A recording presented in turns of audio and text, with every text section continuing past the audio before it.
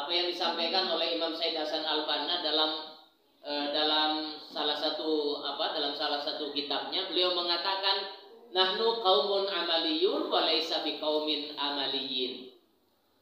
Kita ini adalah kaum yang qaumun amaliyun. Kita ini adalah kaum yang kelompok masyarakat yang selalu bekerja, beramal dan beramal. Ya. Jadi kita ini adalah komunitas orang yang selalu ingin bekerja. Ya. Selalu ingin bergerak, bekerja, beramal dan terus beramal. Itulah umat Nabi Muhammad, itu adalah umat yang selalu ingin bekerja. Dan tidak cukup dia bekerja hanya sekedar satu saja, dia akan mengerjakan pekerjaan-pekerjaan yang lain. Dan itulah yang diungkapkan dalam Al-Quran, فَإِذَا فَرَغْتَ فَانْصَبْ وَإِلَى رَبِّكَ فَارْغَب. Apabila engkau sudah melaksanakan sebuah tugas, jangan berhenti di tugas itu. Jangan ada kata berhenti untuk beramal. Apalagi yang bisa kita lakukan? Amal apalagi yang bisa kita lakukan setelah kita menuntaskan sebuah amal? Setelah kita menuntaskan sebuah pekerjaan, faida faragta fansab. Jangan pernah berhenti. Ya. Jangan pernah berhenti ketika kita beramal. Makanya Imam Said mengatakan, nahnu qaumun amaliyun. Kita ini adalah komunitas orang-orang yang selalu bekerja. Kan begitu kata Presiden Republik Indonesia.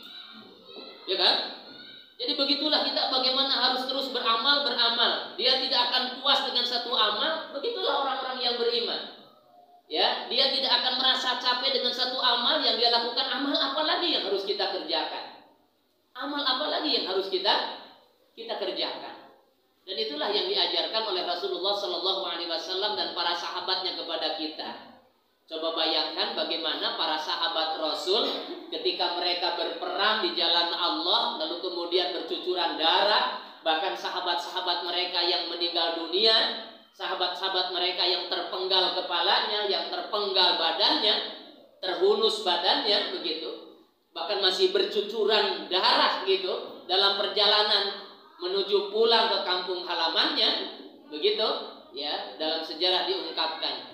Di tengah perjalanan banyak di antara sahabat di tengah perjalanan menuju pulang dari peperangan, banyak di antara para sahabatnya yang ternyata ingin paling duluan mendaftarkan diri kepada Rasul sebagai orang yang pertama didaftarkan dalam jihad berikutnya. Sana pikaimah ya, mereka belum sampai ke rumah, masih di perjalanan, masih bercucuran darah, masih banyak luka yang menganga di tubuh mereka. Tetapi di tengah perjalanan itu mereka datang kepada Rasul. Rasul, izinkan aku sebagai sahabat yang paling pertama untuk ikut dalam perang berikutnya. Coba bayangkan bagaimana Rasulullah dan para sahabatnya memiliki militansi yang sangat luar biasa dalam beramal. Ya, jadi mun kahoyong nama urang oge gitunya geus jam 2 teh aya kene pada melaku sama. Ya. Jadi kalau sudah jam 2 itu ada lagi nggak pekerjaan yang lain yang bisa saya lakukan? Sebagaimana para sahabat belum selesai, belum sampai ke kampung halamannya, belum sampai ke Madinah, belum ketemu dengan anak dan istrinya, dia langsung mendaftarkan diri kepada Rasul. Rasul, izinkan aku, daftarkan aku sebagai orang yang paling pertama nomor hiji. Makanya kunaon sababna kami aya bakti sosial pakai nomor hiji wae, ngarah tuturkeun handapna. Hiji Pak Kiai kolot wae nomor hiji maunya orang nomor 2. Sampai seperti itu gitu. Bagaimana sahabat Rasul itu mereka tidak akan pernah berhenti beramal. Ya, karena apa? Hidup itu identik dengan amal. Ya, ketika kita sudah keluar dari amal, pada hakikatnya sudah keluar dari kehidupan.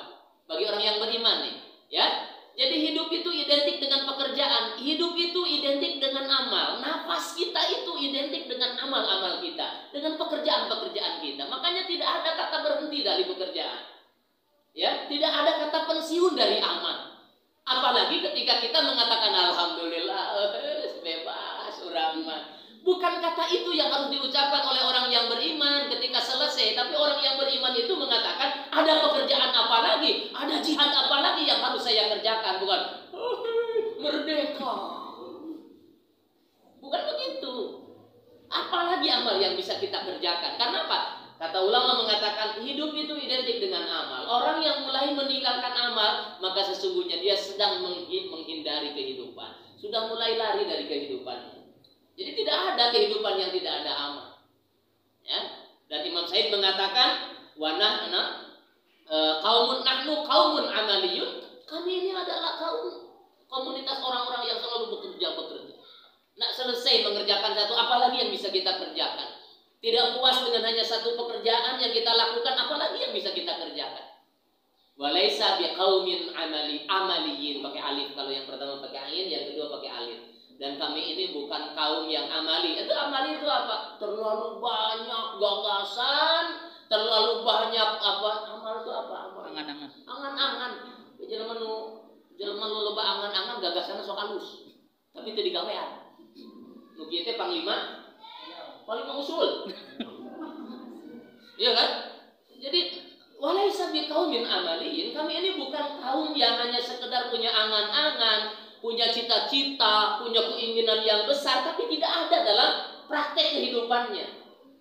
Ketika diajak orang-orang lain, jawabannya adalah makanya dipayunkan ya, tapi mati pengkalan.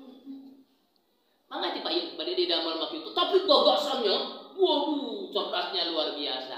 Inilah yang diungkapkan oleh Imam Said Hasan Alban, nahnu qaumun amaliyun wa laisa biqaumin amaliyin. Kita ini bukan komunitas orang yang hanya sekedar punya gagasan, yang bukan hanya sekedar punya ide, hanya sekedar punya keinginan, tetapi tidak diproses keinginan dan gagasan itu dalam amal-amal nyata kehidupan kita.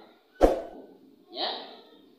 Oleh karena itu, para asatidz dan ustadzah sekalian, Allah Subhanahu wa taala di dalam ayat Al-Qur'an yang begitu banyak, saya yakin masih banyak sekali